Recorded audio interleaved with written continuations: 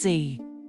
The Roman Empire is often remembered for its grandeur, majestic architecture, political sophistication, and military might. But beneath its glittering veneer lay a world fueled by cruelty, bloodlust, and public spectacle. Among the darkest institutions of Rome's entertainment culture were the gladiatorial games. Performances of death and dominance staged for the pleasure of thousands. These spectacles were more than mere entertainment. They were political tools, psychological weapons, and brutal reflections of Rome's hierarchy. But hidden within these blood-soaked arenas was an even darker story of the fate of women who found themselves part of the spectacle. When most people imagine gladiators, they picture muscular men locked in combat, fighting for glory or freedom. Yet few know that women, too, were forced or sometimes trained to enter the arena, dead. These women, known as gladiatresses, faced a double burden. They were not only slaves or prisoners, but also objects of perverse fascination. Their presence blurred the lines between entertainment and exploitation, between heroism and humiliation. To understand their world, one must first understand the Roman arena itself. The Colosseum, completed in 80 CE, under Emperor Titus I, could hold up to 50,000 spectators. It was an architectural marvel, but also a machine of death. Beneath its marble floors lay a labyrinth of tunnels and cages, where animals, prisoners, and condemned criminals awaited their fate. When the gates opened, the roar of the crowd drowned out reason and mercy alike. Gladiatorial games were deeply tied to Roman identity. They symbolized power, discipline, and dominance qualities, Roman mired in itself. Every fight was a demonstration of imperial control, a reminder that Rome could conquer and command life itself. Emperors sponsored massive games to win public favor. The more extravagant the violence, the greater the applause. Lions tore apart prisoners, charioteers raced to their deaths, and trained gladiators fought until one could no longer stand. As the empire grew wealthier, audiences demanded more. Ordinary executions were no longer thrilling enough. The Romans craved novelty, something shocking, something never seen before. It was in this pursuit of spectacle that women began to appear in the arena. Female gladiators were not a common sight, but their rarity made them all the more fascinating. Historical records, like those of Cassius Dio and Juvenal, mention women fighting in the Colosseum. Sometimes they fought each other. Sometimes they faced wild beasts. In either case, their appearance was meant to shock, amuse, and titillate the crowd. To Roman men, the idea of women engaging in such acts was both scandalous and alluring. It challenged traditional gender roles yet reinforced male power by turning female suffering into public amusement. Most female gladiators were slaves or prisoners of war, forced into the arena as punishment or spectacle. But not all. A few came from noble families, seeking fame or defiance. These women often trained in specialized gladiator schools, called ludi. Archaeological evidence from places like Halicarnassus and Pompeii shows depictions of female fighters with helmets and short swords, proof that the phenomenon was real. Still, their fights were different from those of men. Female bouts were often staged for novelty, not honor. They were presented as exotic attractions, designed to provoke laughter and lust. Roman poets described them mockingly, portraying them as symbols of moral decay in an empire losing its virtue. Juvenal sneered at upper-class women who threw away their modesty to wield the sword, seeing them as signs that society itself was crumbling. Beneath the surface, though, the lives of these women were marked by despair. For most, the arena was not a choice. It was a sentence. Female prisoners, especially those from conquered territories, were routinely exploited. They were paraded through streets during triumphal processions, then handed over to the editor, the sponsor of the games. Some were executed publicly. Others were thrown to beasts as part of a cruel spectacle called damnatio ad bestiam. This punishment, literally condemnation to the beasts, was among the most horrific forms of Roman entertainment. Victims were stripped, chained, and sent into the arena to be torn apart by lions, tigers, or bears. For women, the suffering was often prolonged. Ancient accounts describe them being forced to reenact mythical stories, such as those of Andromeda or Pasiphae, before being killed. It was a grotesque blending of theater and torture, turning myth into murder for the sake of applause. Some women fought back not as victims, but as performers of defiance. These gladiatresses trained alongside men, learning swordsmanship and tactics. They were assigned roles more mijo, triex, secator, and their equipment mirrored that of male fighters, though often lighter and less protective. Their existence was paradoxical, admired for bravery, despised for defying feminine norms, and always at the mercy of a crowd that saw them as entertainment, not human beings. One of the most famous depictions of female gladiators comes from a marble relief found in Halicarnassus, now housed in the British Museum. It shows two women, Amazon and Achillea, fighting bravely. The inscription reveals that they fought to a draw, a rare honor, suggesting both survived.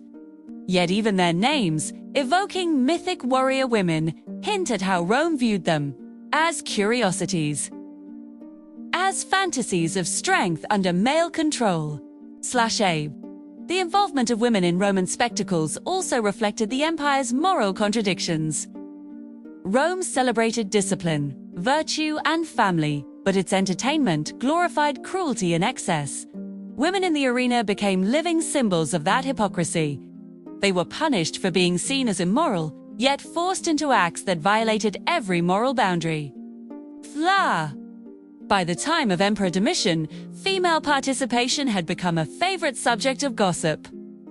Domitian was known to host nighttime games featuring female fighters and dwarves, spectacles meant to astonish elite guests. Writers of the time condemned these events as signs of decadence, claiming Rome's rulers had turned cruelty into art.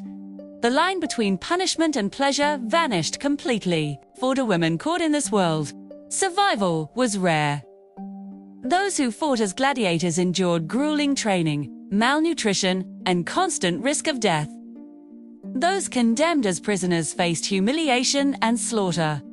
And yet, paradoxically, some female gladiators did achieve a twisted kind of fame.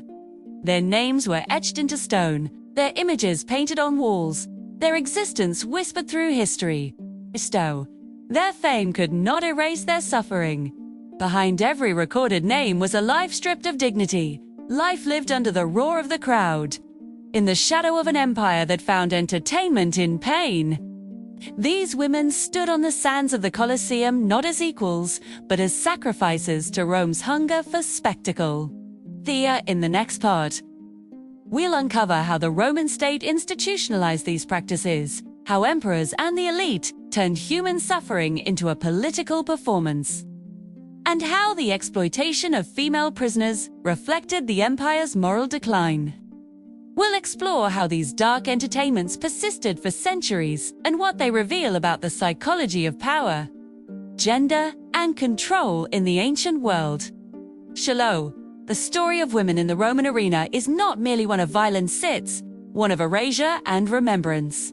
Their lives were brief, their deaths public, but their existence forces us to confront an uncomfortable truth that even in the most celebrated civilizations, progress and brutality often walked hand in hand. The Roman arena was never just about combat, it was about control. Behind every sword clash and blood-soaked victory lay a political message, carefully designed to remind the people of who ruled and who obeyed.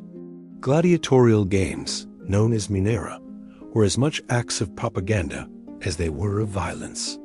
They projected the emperor's generosity, the empire's power, and Rome's unshakable order. But hidden in the grand illusion was a darker truth. The games also revealed the empire's decaying moral fabric, and few things demonstrated that more starkly than the treatment of women within them. When the Roman people filled the Colosseum, they didn't just come to see battles, they came to see the emperor's will made manifest.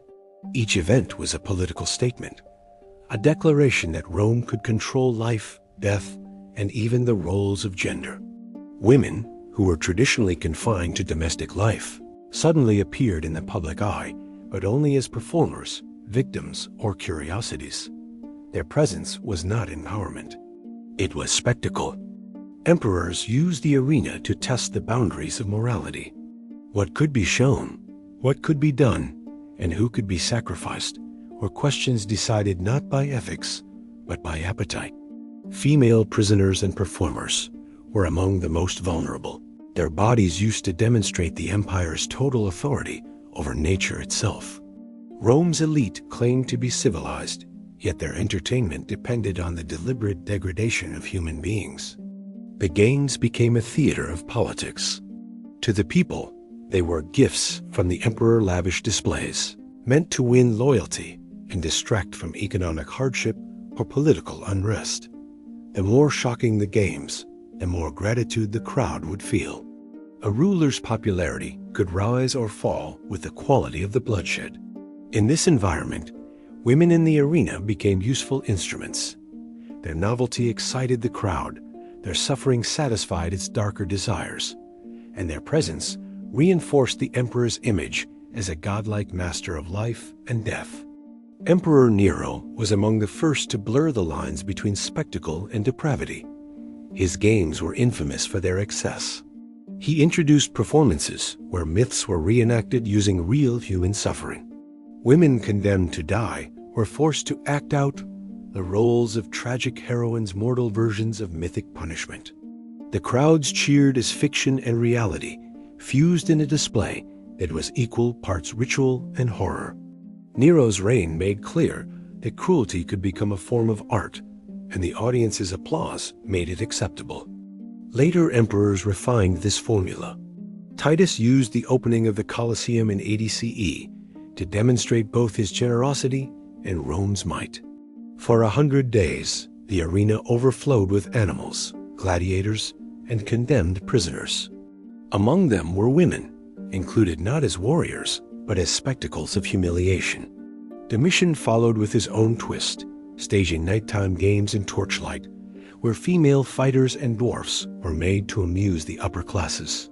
What began as punishment had evolved into elaborate theater, a mirror of the empire's appetite for control, disguised as entertainment. Historians like Cassius Dio recorded that under Domitian, women fought as gladiators in the presence of the emperor himself. They were not common criminals, but trained performers, a deliberate statement that no social class or gender was beyond Rome's reach. By placing women in the arena, the emperor showed that even the sanctity of Roman womanhood could be redefined by imperial command. It was power taken to its ultimate extreme, the authority to rewrite nature itself. But this manipulation of morality did not go unchallenged. Many Roman writers and philosophers saw the trend as a sign of corruption. Seneca, though long before Domitian's time, condemned the games as degrading to both the victims and the spectators. Later, Juvenal and Martial mocked the female gladiators not just for fighting, but for what their presence said about society, a Rome so decadent that it had turned its women into warriors for sport. To moralists, these games were proof that the empire's soul was decaying, even as its empire expanded. The use of women in the games also reveals a deeper contradiction within Roman culture. Publicly, the empire celebrated traditional values, piety, modesty, obedience, and virtue, especially for women. Yet those same virtues were inverted inside the arena. Women who embodied modesty were invisible. Those who defied it, willingly or not, became spectacles. The empire's obsession with control extended to every aspect of life, including gender. Rome's rulers demanded obedience, not only from their subjects, but from nature itself. At the heart of the arena's power was ritual. Every execution, every duel, every animal hunt followed a strict sequence meant to display the empire's cosmic order. Even the presence of women was woven into this ritual logic. By forcing them into the arena spaces that symbolized conquest and domination, Rome symbolically asserted that no boundary, not even the natural one between male and female, was immune to imperial control. It was propaganda in its purest form, domination as divinity. Archaeological evidence supports the accounts of women in the games. Inscriptions, reliefs, and graffiti from cities like Pompeii mention gladiatresses' female fighters whose names and victories were recorded. One inscription celebrates a woman who fought bravely and earned her freedom. Yet even such rare cases of survival carried an undertone of exploitation. Freedom in Rome was not a human right, it was a spectacle's reward. The politics of the arena extended beyond the Colosseum. Throughout the provinces, local governors and elites hosted smaller games to honor the emperor or display loyalty. In these regional arenas, the fates of women could be even harsher. Prisoners from conquered regions, especially the East and North Africa, were transported long distances to die in spectacles they could not understand. For them, the arena was the final stage of empire, a place where the conquered became a public warning. The psychological impact of these games on Roman society was immense. The people, once proud of their republican values, became desensitized to cruelty. To cheer for death became normal, even fashionable. The more the crowd saw, the more it demanded. This feedback loop between power and pleasure kept the games alive for centuries. Women's participation, though rare, served as a perfect symbol of this descent proof that Rome had begun to devour its own humanity. By the 2nd century CE, emperors like Trajan and Hadrian continued the tradition, though they tried to restore a sense of order to the chaos. Officially, female gladiators were banned by Septimius Severus in 200 CE, who declared that women should no longer appear in the arena. But the ban came too late. The damage was done. The image of women in combat, of noble women fighting slaves, of prisoners torn apart in mock dramas, all of it had etched itself into the Roman imagination.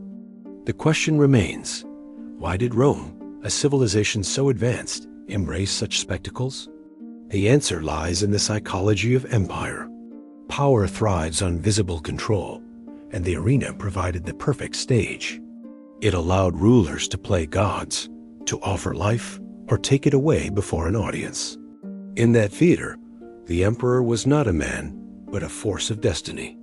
Every death reinforced his authority. Every spectacle of suffering made the crowd more dependent on him. For women, this system was doubly cruel. They were both victims and symbols used to reinforce masculine dominance and political order. Their suffering became proof of male virtue, their humiliation proof of Rome's might. When they fought, it was not for freedom, but for the entertainment of those who ruled them. Their bodies became instruments of ideology. Yet amid the cruelty, their existence still whispers of defiance. Even when reduced to spectacle, these women showed courage that transcended the stage. To stand in the arena, to face death before thousands, required strength beyond imagination. Some historians argue that their brief, brutal fame challenged Roman notions of gender, if only for a moment. In a world designed to silence them, they forced the empire to look at them, if only as mirrors of its own brutality. The Roman elite never fully understood the irony. They believed the games demonstrated order, but in truth, they revealed chaos. Each spectacle eroded the moral foundation of the empire. Every scream from the arena echoed through Roman society, dulling its sense of humanity. Over time, the same forces that sustained Rome's grandeur began to consume it from within. By the 3rd century CE, the empire's moral decay was undeniable. Civil wars, corruption, and religious transformation began to erode the old order. The arena still filled with spectators, but the spirit had changed. The glory was gone, replaced by habit. The violence had lost its meaning. Even the emperors began to sense it. When Constantine eventually outlawed certain forms of public execution and began adopting Christianity, the games started their slow decline. Still, the legacy of the women who bled and fought in those arenas endured. They became forgotten symbols of a civilization's contradictions, its brilliance and barbarity, its philosophy and its cruelty. Their existence reminds us that Rome's greatness was built not only on marble and philosophy, but also on suffering and silence. The Roman arena was not just a stage of blood, it was a mirror held up to the empire itself. The presence of women in that space reflected how far Rome was willing to go to prove its power. And in doing so, it revealed the truth that even the mightiest civilization cannot survive when it feeds on its own humanity. The decline of the Roman Empire brought not only political collapse, but also a fading of the grand spectacles that had once defined Roman culture. The Colosseum, which had thundered with the roars of crowds, began to fall silent. Yet, the memory of those who suffered within its walls, especially the enslaved women and the rare female gladiators, did not vanish entirely. In dusty archives and scattered inscriptions, their faint voices still echo through history. As the empire weakened, the games became smaller, crueler, and more desperate. What was once a show of Roman strength became a tragic reminder of its moral decay. Many of the last gladiatorial contests were no longer organized by emperors seeking popularity, but by wealthy elites who craved nostalgia for Rome's glory days. By this time, female participation had become more symbolic than real.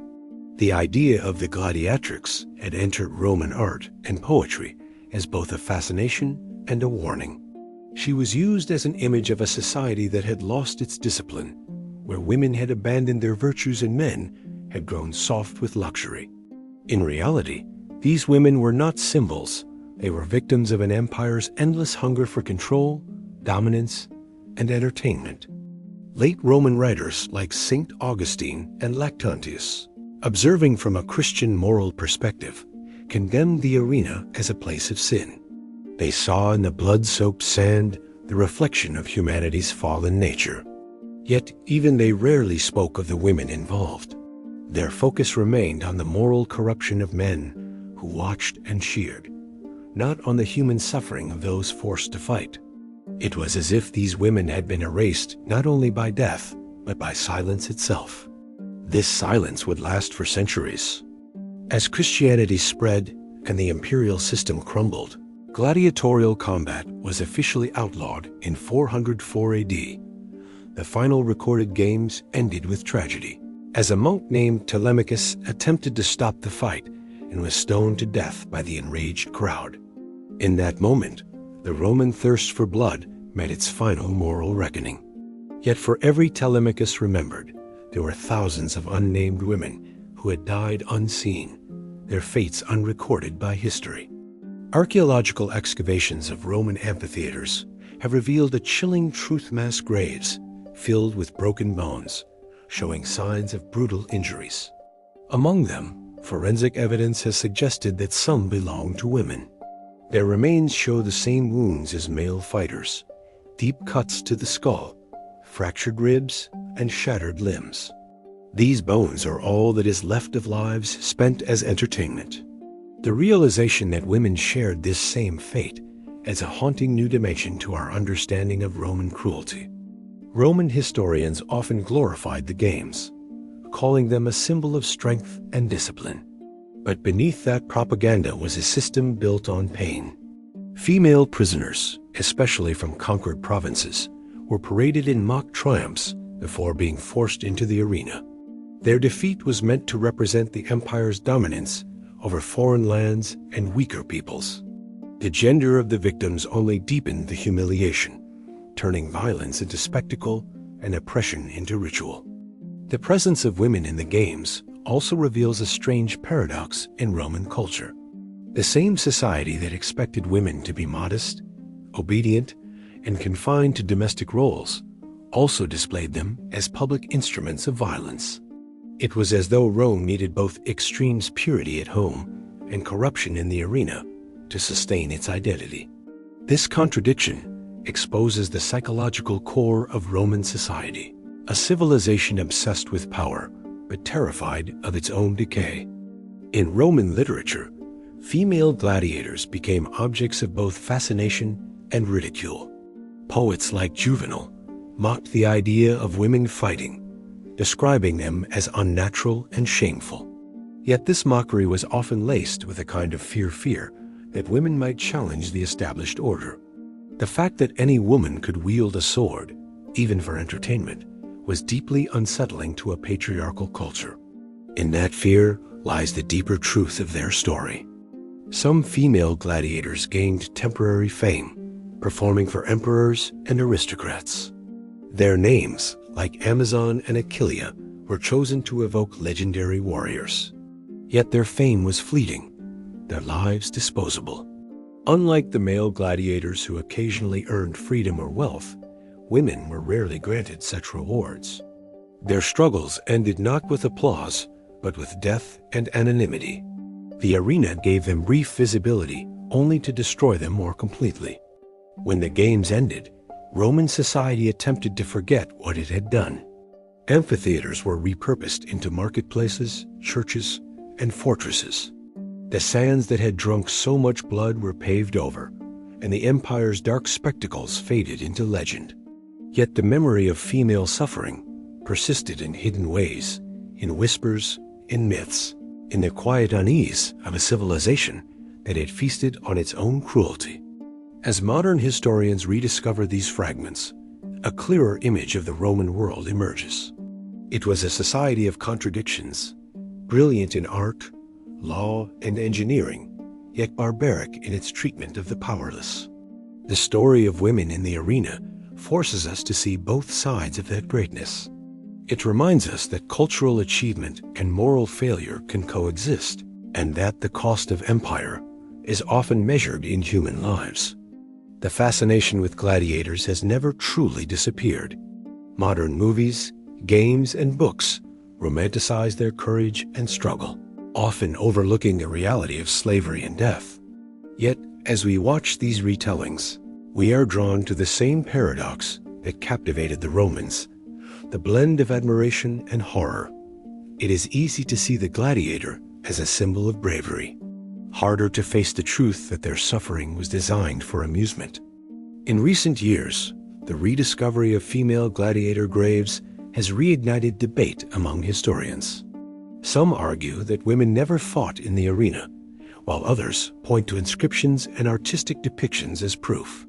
Whether rare exceptions or regular participants, their existence challenges the old narrative of male-only heroism. These discoveries give voice to those who were denied one for centuries, reminding us that history's silence is not proof of absence. The women of the Roman arena were not warriors by choice. They were victims of conquest, punishment, and spectacle. Yet, in their final moments, they embodied a defiance that Rome never intended to display. By fighting back, they turned their suffering into a statement, a tragic assertion of humanity in a world that treated them as less than human. In that act, however brief, they transcended the role imposed upon them. The Roman audience, witnessing these moments, might have felt a flicker of unease, a reminder that the boundary between oppressor and victim could vanish in an instant. A single sword thrust could turn entertainment into revelation. Perhaps that is why Rome eventually turned away from the games. Not because of morality, but because the reflection in the arena became too uncomfortable to bear. As centuries passed, the story of the female gladiator transformed into legend. Medieval writers treated her as a symbol of moral decay. Renaissance artists painted her as a vision of forbidden strength.